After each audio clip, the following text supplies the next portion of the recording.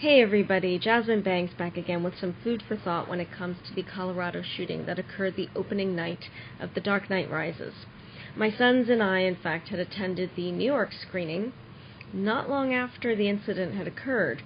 We went up to the theater not knowing a thing, and there were 11 police officers out there, some of which were interrogating pedestrians in their cars, and it was a bit of a weird vibe.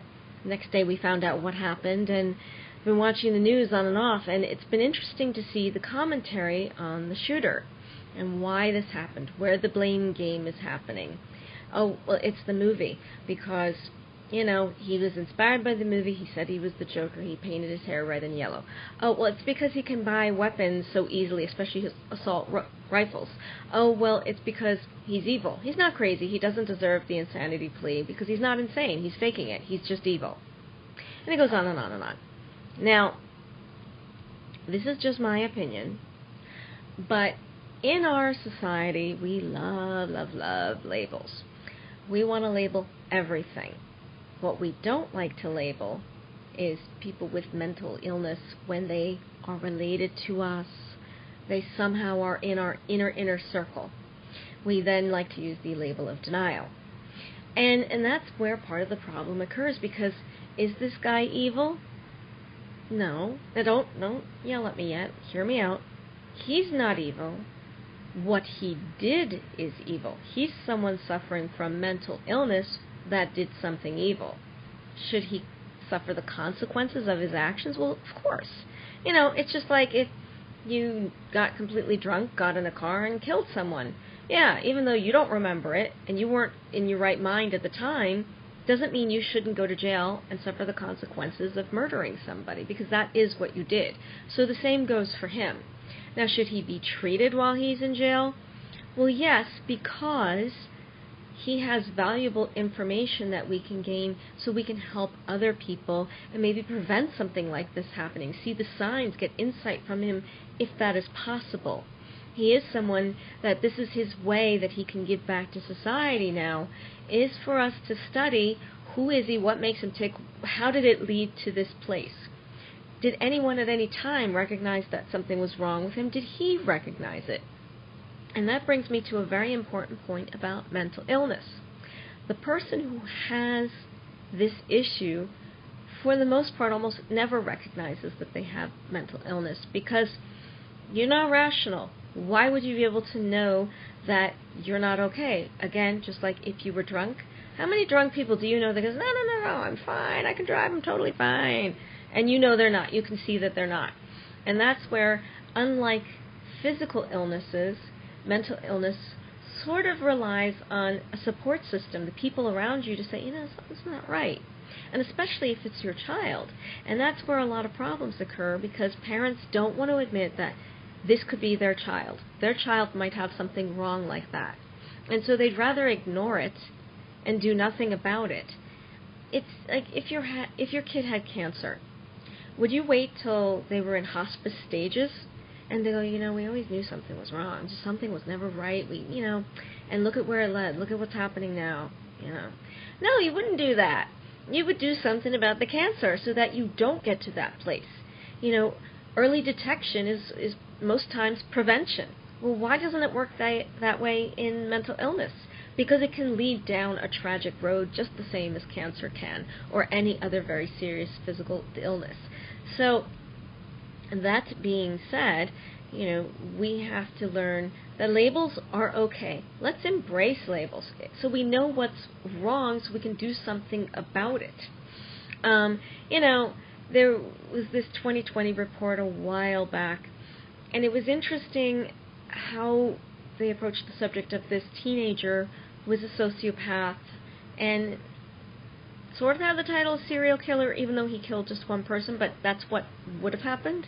And they blamed the show Dexter for this, and they said, it was really bad because he was watching Dexter and then he murdered his brother.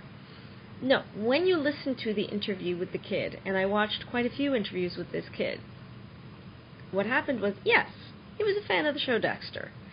But way before that show came out, this kid had problems, a lot of them. And while he and his brother always got along, everything was fine, and while the parents were working, they were often left alone, something still aside from that, just was never right with him. But the parents looked the other way. The boy himself didn't know what was wrong with him. He just knew he didn't want to live. He knew that in some ways he didn't have emotions he couldn't figure out. And part of his attraction to Dexter was this was someone he could relate to. And for the first time, he's hearing someone say, yeah, I don't have the same emotions that someone else does, and I'm feeling this way constantly, and I'm compelled to do these things. And he sort of recognized himself in a little bit of it, but didn't admit it fully to himself. And one day, while the two kids were alone in the house and wrestling, he suddenly snapped and strangled his brother to death. At first, his instinct was naturally to cover it up, and then he put the body in a trunk and planned on burying it, and then went to a friend's house, and Dexter was on. And as he was watching the show, he realized that what Dexter kept saying was that he is a monster and he does monstrous things and he doesn't want to be that way. And this boy recognized that, yes, society is not okay with that. Basically, all the murders that take place in the show Dexter are not okay. And he did not want to be a monster, and so he went and he turned himself into the police because the show inspired him to do the right thing. And he said if that show was not there for him, he definitely would have never turned himself in, and he probably would have gone on to murder many other people. So where does the inspiration come from to commit the crimes? It comes from the insanity. Now, if the person can get treatment or have something that explains to them what they're dealing with so that they know how to keep themselves in check, that is incredibly helpful. And that's what happened in the case with this boy, which it's horrible what he did, beyond horrible. But you sort of in a way have to admire that he was able to recognize something is wrong. He was horrified that he murdered his brother, who he did love very much, and really regrets it, and knew that he needed to put himself in jail for the rest of his life because he knew he would never be able to stop. He could see who he was.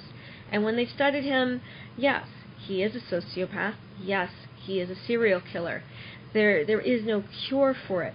But there are many studies that when it comes to that kind of a condition and others, that if you catch it early, when someone is a child, it is manageable and you can prevent it from turning into that situation. So I think that if we can start at the root cause, which is acknowledging mental illness, taking away the stigma, make it like any other disease that you'd want to, prevent or cure, then we would not have as many of these cases, because often that's what happens. They've fallen through the cracks of the health system. They've fallen through the cracks of their family being there for them and recognizing, oh, Johnny has a fever. Oh, Johnny isn't acting all right, he's cutting up animals in the backyard. But people turn the other way and go, oh, boys will be boys, not my Johnny. And that's the thing that has to stop. You shouldn't say, not my child, no, not my family, not my brother, not my friends. You should always say, yeah, it could be, and how can I be there for them and recognize something and be a support system that leads to someone getting some help, so that we don't have all these guys that are becoming these villains in real life that are getting, they're getting movies made about them. They're becoming famous, and it's the wrong message that's being sent. No one is talking about how to help prevent this in the first place. We're just talking about sensationalizing it afterwards, and that's not helping. So the bottom line, as far as I'm concerned, is we as a society have to be okay with labels. We have to be okay with mental illness and the fact that it can happen to us, to someone we love, to someone we know. And we have to band together as a society to be a support system, just like we are for things like cancer or AIDS or arthritis or whatever it is that's a physical illness. We have to do the same thing when it comes to mental illness, because as I said, prevention is the key, and while we band together and we work towards that, we are going to prevent these kind of tragedies. It is part of the solution. So thank you, and I'd love to hear back from you with your questions or your comments.